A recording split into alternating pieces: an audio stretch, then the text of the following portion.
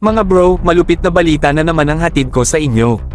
Ngayong October 22, 2024, Philippine Coast Guard ay opisyal nang natanggap ang Shanaka 93 Class Uncrewed Surface Vessel, USV, mula sa United Nations Office on Drugs and Crime Global Maritime Crime Program, UNODC GMCP.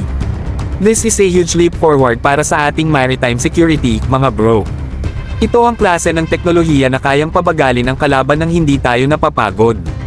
Malaki ang maitutulong nito sa misyon ng PCG para protektahan ang ating maritime domain, lalo na sa mga southern waters kung saan madalas tayong makaharap ng iba't ibang security threats. Mga bro, napaka-critical nito dahil sa sobrang lawak ng karagatan na binabantayan ng PCG, at ngayon, mas epektibo na nilang matutunto ng mga barkong sangkot sa illegal activities gamit ang high-tech surveillance systems ng USV. Imagine, walang crew pero kayang magtiktik ng smugglers o pirata na nagtatangkang mag-operate sa teritoryo natin.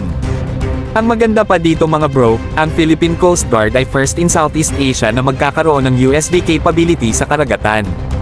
Kung tutuusin, big deal talaga to dahil tayo ang nangunguna sa ganitong teknolohiya sa rehiyon. Kaya talagang ibang level na ang protection efforts ng bansa pagdating sa ating maritime domain.